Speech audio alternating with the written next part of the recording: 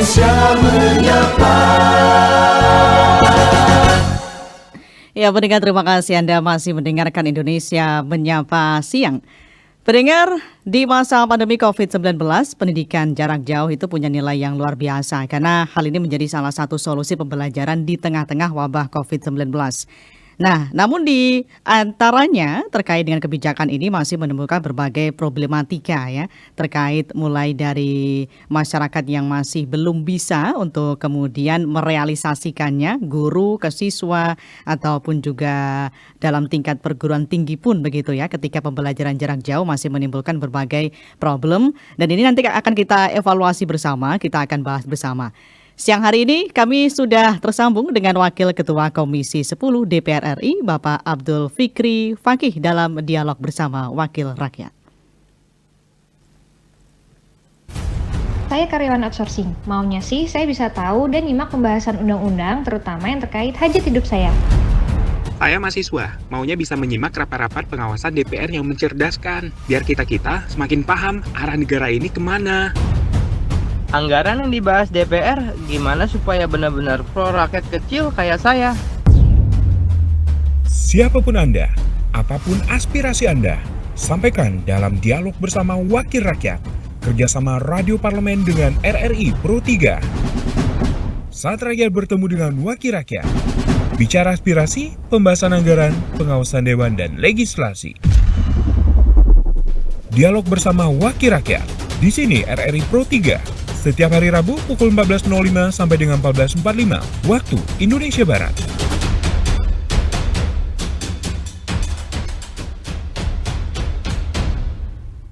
Ya, langsung saja saya sapa Pak Abdul Fikri Fakih, Wakil Ketua Komisi 10 DPR RI. Pak Abdul Fikri, selamat siang. Siang, Assalamualaikum Mbak Aska. Waalaikumsalam warahmatullahi wabarakatuh. Pak Abdul Fikri, kita ngobrol terkait dengan pembelajaran jarak jauh yang masih menimbulkan berbagai problem begitu ya Pak ya.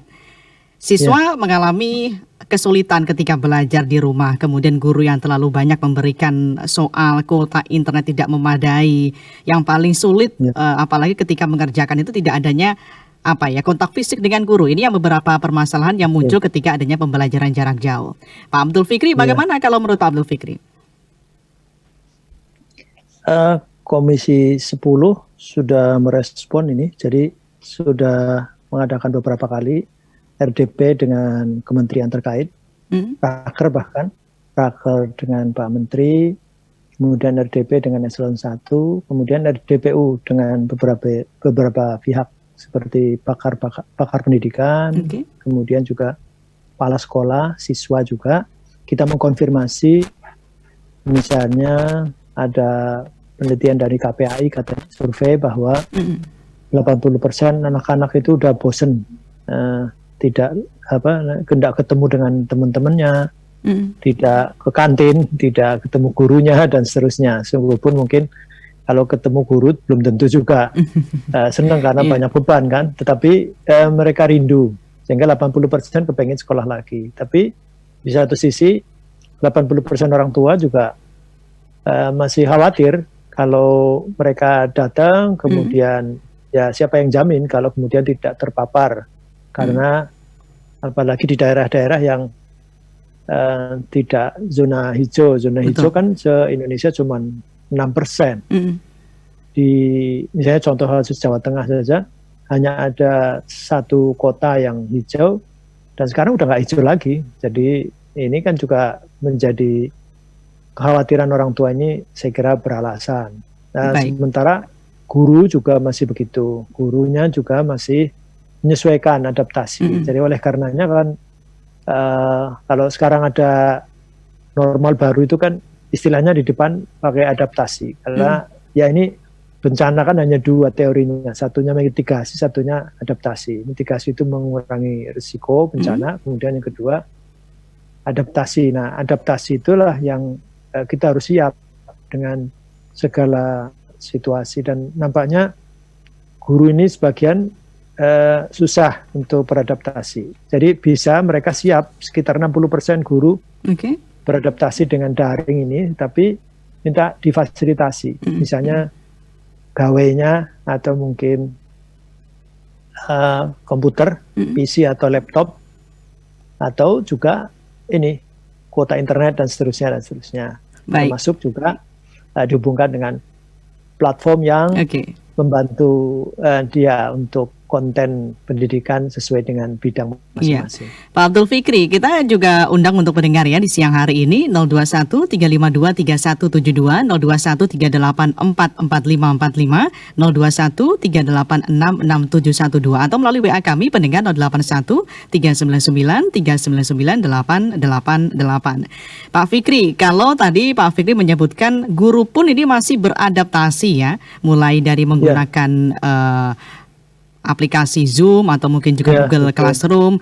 Tapi karena sekarang itu juga masih banyak mereka yang masih kolot atau gagap teknologi, Pak, hanya memberikan tugas melalui WA. Itu pun tidak ada pendampingan yang ekstra ketika anak-anak mengerjakan di rumah, suasana rumah yang tidak mendukung sehingga mereka tidak bisa belajar dengan baik, Pak. Ya, mungkin itu yang termasuk yang 40% guru di antara, kan 60% guru siap dengan adaptasi asal difasilitasi. Tapi 40% masih belum siap memang adaptasi. Jadi memang lebih banyak yang siap, tetapi bukan berarti sedikit yang tidak siap. Jadi guru itu juga ada yang sama sekali nggak mau, dia nggak mau. Dari dulu dia nggak mau pakai HP, nggak mau pakai ini laptop, apalagi dan seterusnya. Jadi ini kondisi real dan sampai sekarang ini. Jadi sampai sekarang oleh karenanya ya. Kementerian Pendidikan Kebudayaan sudah memfasilitasi, sudah berdialog karena pendidikan ini kan tidak hanya di bawah Kementerian Pendidikan ya. Betul. Di bawah yang agak besar berarti Kementerian Pendidikan dan Kementerian Agama. Tapi kemudian Kementerian Agama, Kementerian Pendidikan karena juga sekarang otoritas pengelolaan pendidikan dibagi ya, didesentralisasi, SMA SMK ke provinsi, SMP ke bawah di kabupaten kota, maka kemudian dari dengan Kementerian Dalam Negeri. Jadi Kementerian Pendidikan Kebudayaan, Kementerian Agama, Kementerian Dalam Negeri, satunya Kementerian Kesehatan. Mereka kemudian bikin SKB 4 menteri itu. SKB 4 menteri itu saya kira nanti menyelesaikan ini problematika itu ternyata enggak. Ternyata hanya menjawab yang 6% yang hijau aja. Jadi 94% yang lainnya gimana begitu ya Pak ya? Yang kuning, oranye atau merah. Atau istilahnya sekarang malah bahkan kalau Surabaya sebutannya bukan merah lagi tapi hitam. Ya? Itu tidak disentuh, artinya SKB 4 menteri itu tidak mengatur untuk 94% yang mereka sekarang harus daring. Dan tetapi dengan berbagai macam kesulitan, kesulitannya banyak, anak-anak stres misalnya, itu jawabannya seperti apa? Kemudian orang tua khawatir, itu jawabannya seperti apa? Juga enggak. Kemudian guru tadi belum difasilitasi, itu jawabannya seperti apa? Juga tidak. Apalagi kalau kemudian problematika daring yang ya kan ada HP yang tidak kompatibel. Betul. Ada punya HP tetapi HP jadul misalnya, kan tidak bisa pakai Zoom, pakai Google Meet, pakai apa segala macam tidak bisa. Ini juga belum ada solusi, jadi tidak disepakati di SKB 4 menteri itu, sehingga ya ada kuota kurang, kemudian internet tidak stabil, kemudian bahkan yang sebelumnya kan sudah ngaku Kominfo belum 100% seluruh Indonesia ini tercover internet. Meskipun dia bilang katanya 90 sekian persen, tapi kalau menurut wakil presiden itu malah ada 60% lebih, 61% kalau nggak salah murid-murid di Indonesia belum bisa mengakses internet. Baik, betul. Iya, Pak Fikri. Iya, ini kalau kita lihat terpecahkan. Iya. Kalau kita lihat terkait dengan problem-problem yang muncul dari SKB 4 Menteri yang masih belum sempurna ini, apalagi terkait dengan gangguan sistem pendidikan kita di masa pandemi, ini salah satunya merugikan bagi siswa prasejahtera, utamanya mereka yang tinggal di pedesaan, Pak. Saya ingat di salah satu sekolah di Madura begitu, guru itu ketika masa pandemi mereka turun lapang, mereka datang satu rumah yang lain untuk siswa untuk bisa mengajari mereka, karena di sana mereka tidak punya kuota internet, listrik pun bayarnya susah, Pak. nggak usah sampai ke Madura, Mbak Aska. Dan saya kira di Jawa ini masih banyak. Dan itu laporannya dan di media bisa di googling itu bisa juga. Jadi ada yang dari rumah ke rumah. Itu di Jawa Timur ada, di Jawa Tengah ada, nggak tahu di DKI ya. Tetapi masih ada guru yang itu dianggap guru pahlawan malah. Karena memang situasi seperti itu, kemudian belum boleh masuk, tapi dia ada kedekatan dengan siswa, kemudian didatangi satu-satu. Itu guru kurang pekerjaan loh kita. Tapi itu mendapatkan apresiasi juga dari orang tua. Tapi kan itu berarti ya sudah protokol kesehatan apa segala macam itu juga tidak begitu ditegakkan. Jadi nggak pakai masker, nggak pakai hand sanitizer atau apa, atau jaga jarak dan sebagainya juga tidak terlalu dihiraukan. Ya pentingnya bagaimana supaya anak-anak itu masih punya kedekatan dan masih terus bisa belajar dengan caranya, ya dengan cara Pak Guru itu, dengan cara Bu Guru itu. Dan itu tidak 1-2 orang, ada beberapa orang dan itu mendapatkan apresiasi dari orang tua. Orang tuanya itu juga lebih rela gurunya datang gitu daripada anaknya terus kemudian berkeliaran di sana sini, membandingkan dengan berita yang berseliweran bahwa nanti kalau main nanti terpapar dengan orang yang kalau Pak Guru dianggap tidak membawa, mungkin bukan karier, sehingga gurunya dapat apresiasi. Ini fakta ini. Jadi tidak hanya saya kira Madura, apalagi kalau di NTB, NTT yang di daerah timur, Indonesia Timur utamanya ya Pak ya. Tidak ada COVID aja mereka bermasalah.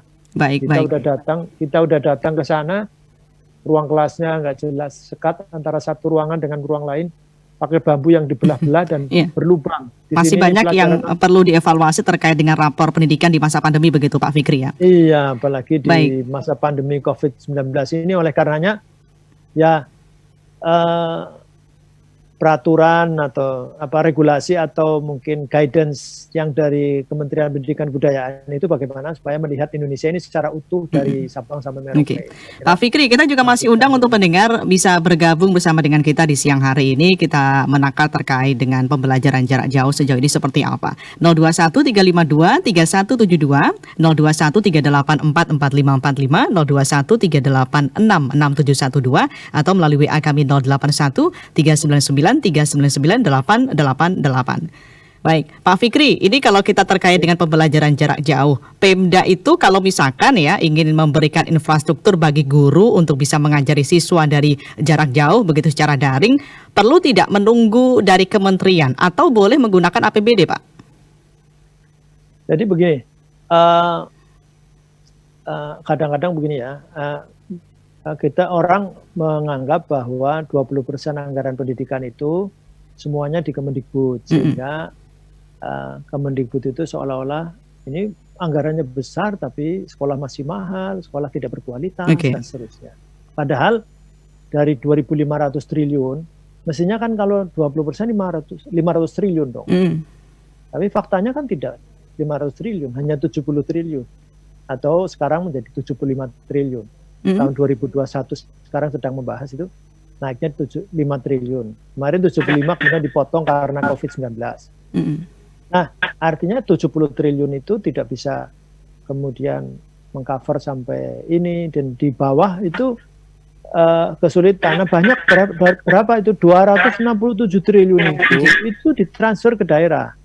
Harapannya itu menjadi tetap fungsi pendidikan. Jadi sebagai fungsi pendidikan ya dia untuk memperbaiki pendidikan, fasilitas, sarana prasarana, dan kemudian bisa juga untuk Bosda dan sebagainya. Nah, istilahnya besar sekali tuh. Kalau sekarang ini dana transfer umum yang diperkirakan untuk pendidikan itu saja tidak kurang dari 166 triliun. Pak Fikri, iya. Pak Fikri, tahan dulu, ada pendengar kita, Pak Bambang di Bekasi. Pak Bambang. Assalamualaikum Pak Fikri. Waalaikumsalam. Ya, silakan Pak Bambang. Pak Fikri, saya malu sama Malaysia, Pak Fikri. Malaysia internetnya itu bebas, dibebaskan, terus sekolahnya juga dibebaskan. Kenapa di Indonesia nggak nurut sama yang lain-lain? Biar katanya Indonesia merdeka itu belajarnya. harusnya malu gitu. Kita kan internetnya coba kan biaya mahal, lagi keadaan kayak gini, harusnya DPR itu mendengarkan dari masyarakat dan di luar itu, di luar Indonesia gitu. Negara-negara lain bisa internetnya bebas, jadi nggak tertekan.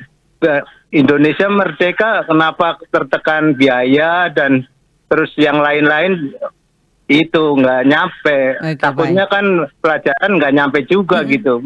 Mudah-mudahan ya ada usulan yang benar-benar merdeka belajar gitu. Baik. Makasih. Terima kasih Pak Bambang. Ada Pak Priyono di Purworejo ya, Pak Priyono? Ya, Iya. Iya, Pak Priyono, silakan. Jadi sekolah masih bingung itu, sekolah listrik aja masih juga jaraknya jauh-jauh, belum ada listrik semua itu rumah-rumah. Di mana itu Pak? Di Purworejo juga? Di Giransari, Kecamatan Bagelen. Oke. Bagelen, Purworejo ya. Purworejo ya. Iya. Itu saja Pak Priyono? Iya. Sekolahnya masih susah, belum ada internet itu. Belum ada internet ya Pak ya? Baik, terima kasih Pak Priyono. Iya. Ada juga Pak Ahmad Ansori di Magelang. Pak Ahmad Ansori? Halo Pak Ahmad? Pak Ahmad Ansori? Ya, nampaknya terputus untuk Pak Ahmad Ansori. Kita coba lagi. Oh ya, sudah tersambung ya Pak Ahmad Ansori? Halo, Mbak Iya, Aka. Pak Ahmad Ansori, silakan. Iya. Selamat siang narasumber. Siang, Assalamualaikum Pak Ahmad Ansori. Iya, untuk ini kalau ini berhubung ini pakai rakyat, Mbak, ya dialokasikan gini, Pak.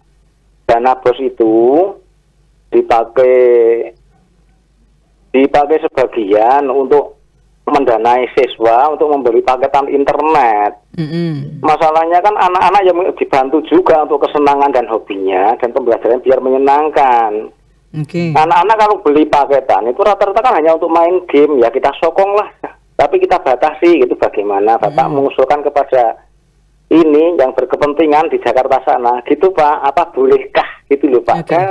Atur nuwun, terima kasih. Terima kasih Pak Ahmad Ansori. Tadi Pak Bambang terlebih dahulu ya Pak Fikri. Ini terkait dengan gimana kalau mencontoh dari Malaysia. Kita malu Pak begitu internetnya di Indonesia masih malu-malu, yang lain masih belum terasa begitu. Iya. Halo. Iya. Iya Pak Fikri? Iya, Pak Fikri? Halo Mbak Aska. Iya. Ya. Bisa diterima dengan jelas suara saya Pak? Bisa. Oke, baik. Ini terkait dengan Pak Bambang tadi, terkait dengan internet untuk bisa belajar bagi siswa di Indonesia masih belum secara signifikan merata begitu Pak? Iya, kita sudah, ini nanti ada, jadi ada Panja Pembelajaran Jarak Jauh namanya. Panja, Panitia Kerja, Komisi 10 Pengawasan itu dibagi dua. Satu pembelajaran jarak jauh, satunya pemulihan pariwisata. Karena ini mitra kita yang paling terdampak di masa pandemi COVID-19, yaitu pariwisata. Jadi pariwisata itu, tourism itu kalau dalam bahasa kerennya sekarang ini masuk dalam kategori potential loser, jadi bukan potential winner. Jadi ini yang akan terpuruk dan mungkin bangkitnya kapan itu belum jelas. Oleh karena kita mendorong ada Panja Pemulihan Pariwisata. Kemudian yang kedua Panja Pembelajaran Jarak Jauh. Pembelajaran jarak jauh ini kan kalau ditanya kepada Menteri sampai kapan, kan belum bisa jawab Menteri. Menteri Pendidikan kan belum bisa jawab karena pandemi COVID-19 ini sampai kapan tidak tahu. Sekarang ini kalau mau normal atau mau kembali membuka seperti biasa itu kan kurvanya sudah landai atau malah turun kan gitu. Tapi faktanya kurvanya naik terus, apalagi kayak DKI naik, kemudian dapil saya di Jawa Tengah juga naik terus, Semarang itu malah semakin merah gitu. Nah, lantas ini bagaimana nih kalau kemudian ini terus menerus, maka kemudian bikin Panja Pembelajaran Jarak Jauh. Andai kan kemudian pandemi COVID berhenti, itu pembelajaran jarak jauh ini bukan suatu yang kemudian menjadi hanya dipakai ketika pandemi, tidak bisa. Oke, tapi Pak Fikri, selama Pak Fikri, faktanya dipakai itu pembelajaran jarak jauh. Iya, tapi di Panja itu ada tidak kebutuhan untuk siswa selama pembelajaran jarak jauh dengan internet tadi seperti yang disampaikan Pak Ahmad Ansori juga? Salah satunya begitu. Jadi salah satunya kita harus pembelajaran jarak jauh itu harus juga difasilitasi. Jadi negara harus hadir. Kita menyuruh pembelajaran jarak jauh tapi tidak difasilitasi seperti PSBB atau lockdown apa segala macam. Itu kan undang-undang kekarantinaan juga mewajibkan kepada pemerintah untuk menanggung beban mereka. Kalau kemudian juga ini nanti tidak hanya pembelajaran jarak jauh atau masalah internet saja, kita juga ini sekarang sedang ada RDP. Kalau wajib belajarnya sampai 12 tahun, tadi benchmarkingnya ke Malaysia. Saya kira kita bisa ke Malaysia, bisa ke Singapura, bisa ke Jerman atau apa. Kita sesuai dengan kemampuan kita. Nah, kemampuan kita ini sekarang wajib belajar itu 12 tahun. Berarti kan SD 6 tahun, kemudian SMP 3 tahun, SMA 3 tahun. Kalau memang 12 tahun, berarti kalau wajib ya jangan kemudian membebani masyarakat. Kalau wajib ya berarti difasilitasi. Jadi jangan ada beban. Tidak hanya sekolah negeri, tapi sekolah swasta pun harus dibantu. Karena faktanya sekolah negeri jauh lebih sedikit daripada sekolah swasta. Ya. Pak Fikri. SD, SMP, SMA. Iya, kalau sekolah ini wajib tentu difasilitasi. Tapi kalau nunggu anggaran dari kementerian nggak turun-turun gimana Pak? Nah ini makanya kita udah mampunya apa? Ini sekarang lagi dikupas oleh di Komisi 10 sekarang ini. Jam yang sama saya sedang mimpin RDP dengan eselon 1 di Kemendikbud, tetapi saya ini karena harus siaran live dengan RRI Pro 3 ini sehingga saya harus izin dulu dan sekarang digantikan. Nah, intinya akan dikejar begitu. Tadi sudah ada banyak pertanyaan seperti itu. Jadi udah sekarang konsentrasi. Kalau mau membantu apa? Kemudian kalau misalnya problematika daring itu adalah salah satunya gawe misalnya atau HP. HP itu bisa nggak membelikan? Ya paling nggak gurunya atau apa. Kemudian antara guru dengan siswa itu ada internet. Kuota internetnya gimana? Nah, stabil atau tidak? Nah, kita kalau perlu nanti kita menghadirkan di Panja PJJ itu menghadirkan dari Kemenkominfo. Ada jaminan. Jadi tempat-tempat yang di situ diwajibkan pembelajaran jarak jauh atau dengan sistem daring, ya itu harus dipenuhi. Artinya internetnya harus tersedia. Nggak seperti Purworejo aja nggak ada. Ini gimana caranya? Sehingga ini tetap saya kira itu sudah terakomodasi Pak Bambang ya atau Pak siapa? Pak Bambang dan juga Pak Ahmad Ansori tadi. Pak Ahmad Ansori. Jadi baik. Saya kira ini sama. Ini sedang disuarakan dan saya kira tidak hanya dari satu fraksi tadi, banyak fraksi karena ini menyangkut banyak orang Tidak ada istilah fraksi mana saja, itu butuh pendidikan. Jadi pendidikan itu dibutuhkan oleh semua orang. Baik, Pak Fikri, saya juga tadi menelaah terkait dengan yang disampaikan oleh Pak Priyono di Purworejo. Mereka tidak punya akses internet, listrik saja juga susah bayarnya, begitu. Artinya kan sejauh ini kalau kita lihat akses internet itu hanya terfokus di Pulau Jawa saja ya Pak ya. Dan sekarang mereka sebenarnya mengandalkan radio, mengandalkan TV untuk bisa belajar lebih mudah, gratis bahkan. Iya, makanya kemarin kan yang usulkan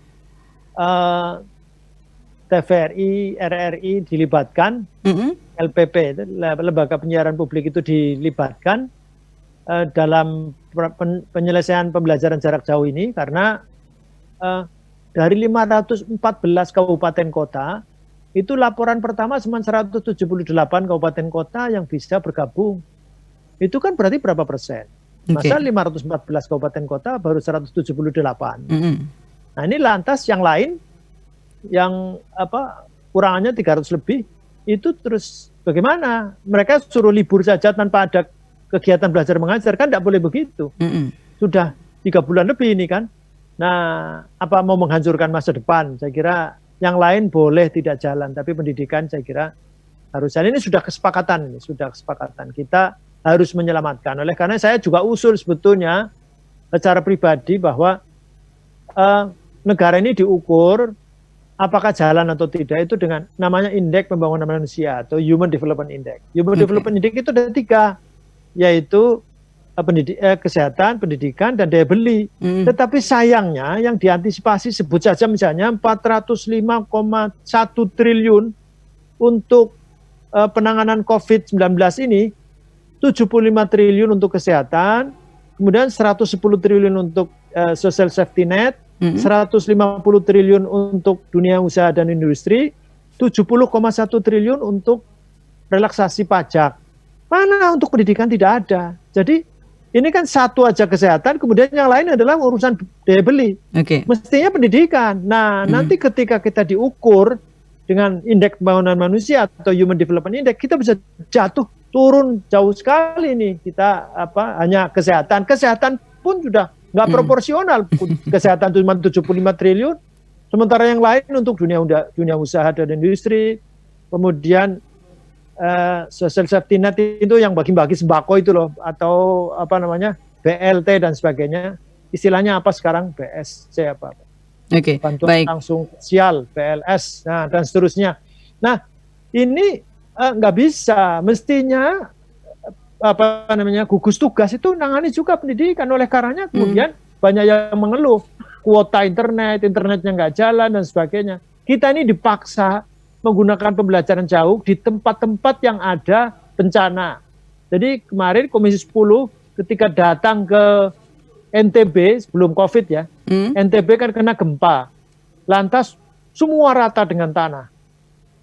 Mereka tidur juga nggak bisa, tetapi ada yang harus jalan, pendidikan, karena menghibur, memberikan pengetahuan, bahkan itu namanya trauma healing dan sebagainya, itu dengan pendidikan, itu dengan sendirinya mengobati mereka. Nah, tetapi mau belajar di mana? Ternyata nggak ada. Nunggu dibangun, kan tidak hanya bulanan, tahunan kan. Nah, kemudian tendanya butuh ribuan, 1000 sekian. Yang datang berapa? 24 tenda. Itu seluruh Indonesia sudah, seluruh LPMP suruh ngirim, itu cuma 24 tenda untuk layak untuk KBM. Lantas sekarang yang lain apakah libur? Enggak, akhirnya menggunakan pembelajaran jarak jauh. Jadi yang penting ada layar, televisi, kemudian gurunya dari mana, lantas konten pendidikannya diisikan, ada hiburannya, ada pelajaran bahasa Indonesia, bahasa Inggris, matematika, dan sebagainya. Biar tercover ya Pak ya. Nah, gurunya kemudian datang karena bukan COVID-19, gurunya datang untuk evaluasi. Gimana kemarin pelajarannya, ada pertanyaan atau tidak, dan seterusnya. Faktanya bisa jalan begitu. Kemarin di Sulawesi Tengah juga begitu. Jadi pembelajaran jarak jauh selama ini terpaksa dilakukan karena bencana. Nah sekarang ini ketika ada COVID-19 itu kan semuanya kena. Nggak ada daerah bencana atau tidak. Semuanya kena bencana. Semua kena COVID. Dan ini waktunya itu nggak jelas juga. Oleh karenanya berarti pembelajaran jarak jauh itu sebuah kebutuhan. Baik, Pak Fikri. Sedang menggodok ini aturannya bagaimana, kemudian sampai detailnya seperti apa, lantas harus ada fasilitasi dari negara, dari maksudnya pemerintah. Ya, ini juga berkaitan dengan kemarin yang sempat hangat diperbincangkan terkait dengan pelonggaran dana BOS itu bagaimana Pak? Ya, ini pelonggaran dana BOS itu yang dituntut sebelum COVID ya. Sebelum COVID itu sudah pada mengeluh, bapak-bapak anggota DPR, tolong disuarakan. Jadi penggunaan untuk honor guru, untuk honor guru kalau bisa boleh digunakan untuk honor guru. Akhirnya ada pelonggaran itu lebih dari 50% boleh untuk honor guru. Saya kira ini apresiasi, saya kira sangat melegakan bagi sekolah-sekolah, terutama sekolah swasta, karena mereka kesulitan ini, memang ekonomi kita tanpa COVID pun sedang sulit. Betul. Apalagi ditambah COVID-19. Oleh karenanya ini pelonggaran ini hati-hati. Kalau mereka kemudian sudah menggunakan, istilah saya ini point with no return, itu tidak bisa kembali lagi. Kemudian setelah nanti pandemi selesai, lantas mereka dibatasi lagi, nggak bisa. Oke, Pak Fikri. Saya kira ini harus ada pelonggaran dan harus ada skema lain untuk membantu. Sekarang saya kira nggak boleh ada diskriminasi antara negeri dan swasta. Oke, tapi sejauh ini masih kita lihat banyak sekali perbedaan atau diskriminasi antara sekolah swasta dan juga negeri, Pak. Iya betul. Dan sekarang saya kira masih sekolah swasta belum disapa secara utuh, belum diakui secara penuh, betul. Padahal angka partisipasi Kascar, lama sekolah mereka di sekolah atau tidak, ini aksesibilitas warga supaya bisa mendapatkan pendidikan dan sebagainya itu karena sekolah swasta. Kalau nggak ada sekolah swasta, ini indeks pembangunan manusia kita bisa terjun payung. Baik, tapi sayangnya sejauh ini sekolah swasta itu anggarannya minim, bayar gaji guru saja kocar-kacir, apalagi kalau misalkan nanti diberikan bantuan operasional untuk infrastruktur selama pandemi COVID-19. Ini bagaimana, dananya dari mana, Pak? Iya, saya juga protes itu kan kemarin dijawab oleh Menteri Keuangan di paripurna sayangnya. Jawab kalau di paripurna ini susah kan nggak bisa kata berjawab, nggak bisa. Tapi kalau kata Pak Fikri gimana? Ada solusi? Kalau saya enggak, kan ini tidak paling tidak jangan motong-motong. Tunjangan profesi guru, kemudian BOP dan BOS untuk PAUD, untuk sekolah kesetaraan itu kan faktanya dipotong 3,3 triliun. Jadi tidak dipotong saja untung. Nah, ini masih motong. Nah, ini kan gimana mau peduli dengan pendidikan seperti apa? 20% anggaran pendidikan, anggaran APBN untuk pendidikan itu saya kira ini belum optimal ya. Akal-akalan saya kira. 2%-nya kemana gitu ya Pak ya? Hanya 7% lah mungkin. 7%. 7%. Itu aja belum tentu direalisasikan semuanya Pak. Iya betul. Baik, ada pendengar kita Pak Hendrawan dari Kemayoran. Pak Hendrawan. Selamat siang Pak. Iya. Ibu, selamat siang. Selamat siang. Silakan Pak Hendrawan. Saya setuju dengan Pak siapa itu tadi? Pak Fikri. Pak Fikri. Selamat siang. Iya, yang you katakan sekolah swasta itu penunjang untuk sekolah negeri. Saya setuju Pak. Anak saya sekolah di swasta, kemarin sistemnya daring Pak. Untuk kelulusan pun sistem daring. Tapi memang tiap hari dimonitor Pak. Mungkin karena dia berbayar, jadi selalu diperhatikan oleh guru-guru secara profesional.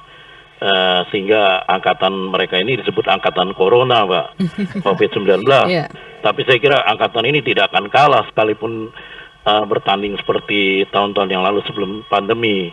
Cuma yang perlu diperhatikan Pak, pada saat dia mencoba untuk ikut seleksi negeri dengan umur 15 tahun, ternyata dia dilecehkan, artinya dikalahkan dengan sistem zonasi yang berlomba umur. Ini yang jadi masalah juga untuk Pak Fikri bisa kemukakan pada saat pertemuan nanti gitu. Jadi dengan sistem prestasi kayaknya tidak mendapatkan royalti atau award yang baik gitu loh. Apakah ini dari Dinas Pendidikan DKI atau Menteri Pendidikannya sendiri? Nah ini perlu dikaji Pak. Seperti apa yang dikatakan Pak Jokowi sebagai presiden, ini belum maksimal dia punya anak buah ini untuk bisa mengoptimalisasi baik di bidang kesehatan maupun pendidikan. Saya kira perlu dikaji ulang oleh Pak Nabil sebagai seorang Mendikbud. Saya kira demikian Pak Fikri, selamat siang. Terima kasih Pak Hendrawan. Bagaimana tanggapannya Pak Fikri? Ya, ini jadi PPDB atau penerimaan peserta didik baru ini ada problematika di beberapa tempat. Jadi dan sejak digulirkan zonasi ini sebetulnya menabung masalah yang belum terselesaikan. Zonasi pertama pakai pemerintahan. Itu juga menjadikan korban siswa yang berprestasi, pinter, rumahnya dekat dengan sekolah yang baik, nggak bisa masuk. Kenapa? Karena beda pemerintahan, beda kecamatan dan sebagainya. Kenapa? Zonasinya pakai wilayah kecamatan atau pemerintahan pakainya. Akhirnya diubah menjadi radius. Dari radius berapa kilometer sesuai dengan kesepakatan. Radius ini juga ada masalah di tempat-tempat di kota terutama yang disiplin, komitmen, konsisten dengan RT/RW, Perda RT/RW. Perda RT/RW menentukan misalnya ini zona hijau untuk penghijauan atau pertanian. Ini zona untuk perdagangan, ini zona untuk perkantoran, ini zona untuk atau areal untuk pendidikan. Sehingga pendidikan itu sekolah-sekolah negeri dempet-dempetan itu bersebelahan. Misalnya kalau di Solo itu 1, 2, 3 itu jejer-jejer. Kalau di Semarang SMA 3, SMA 5 bersebelahan.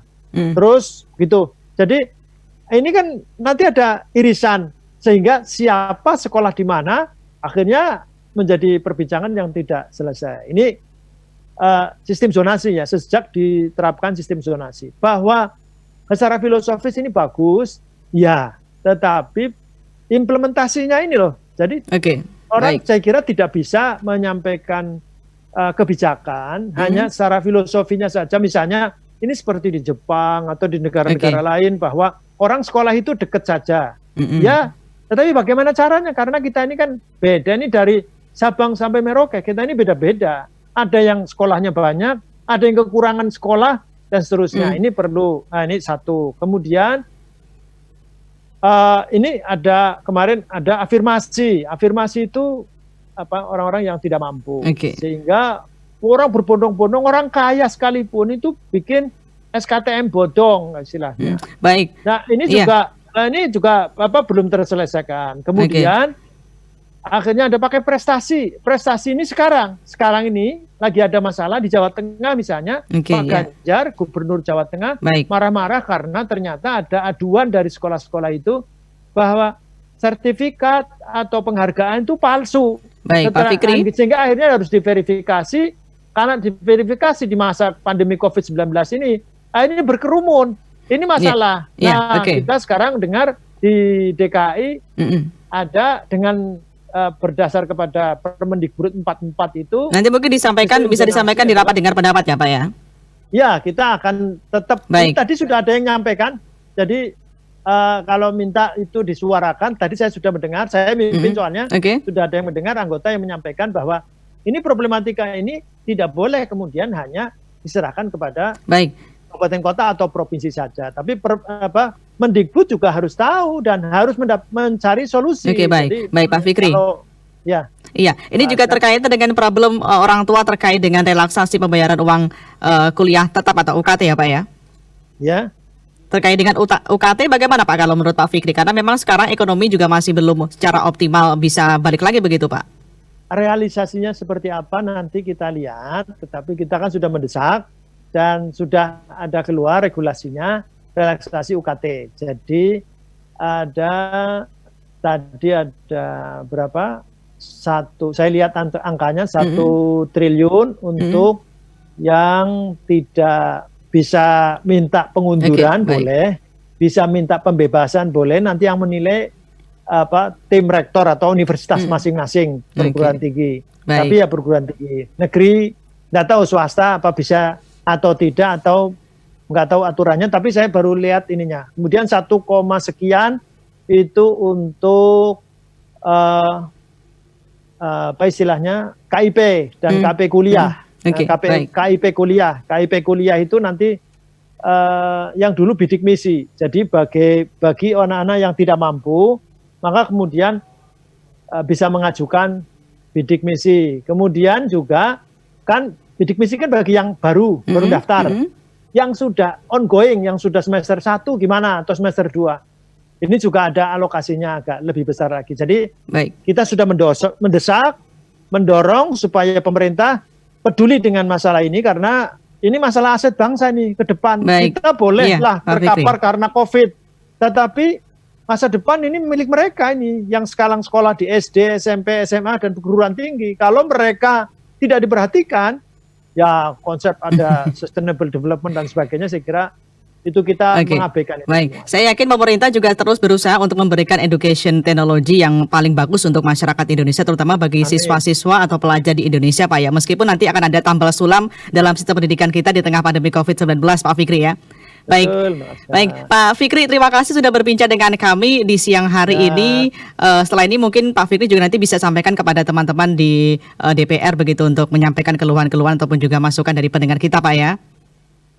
Saya catat ini semua, meskipun tadi sebagian ada yang disampaikan.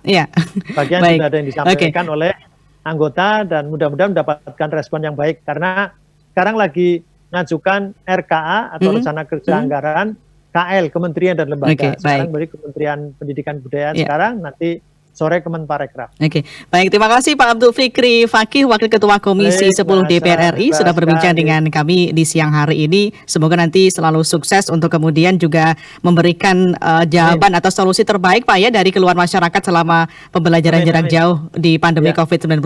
Terima kasih Pak Fikri, selamat siang. Terima kasih, sama-sama, selamat siang. Assalamualaikum. Waalaikumsalam warahmatullahi wabarakatuh. Abdul Fikri Fakih, Wakil Ketua Komisi 10 DPR RI.